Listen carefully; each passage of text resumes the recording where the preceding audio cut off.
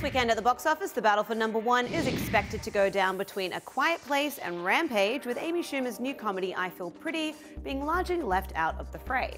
It's generally expected to be a quiet weekend at the movies as Hollywood ramps up for the beginning of the summer season on April 27th, when Disney and Marvel release Avengers: Infinity War, which is expected to open to a massive $225 million or more. This does put a smile on my face. As for this weekend, forecasts suggest New Line's Rampage, starring Dwayne Johnson, and Paramount's hit horror movie A Quiet Place will both earn $20 million or more. If A Quiet Place wins, that would be an impressive feat considering the horror film will be in its third weekend compared to Rampage's second outing. Meanwhile, I Feel Pretty, which hasn't fared too well with critics, is tracking to open to $13 to $15 million behind Schumer's Snatched, which made $19.5 million, and Trainwreck, which brought in $30.1 million.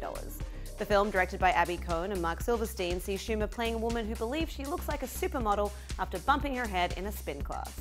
Elsewhere, the follow-up to 2002 cult favourite Super Troopers 2, is tracking to debut to $5 to $6 million. The first film launched to $6.2 million domestically.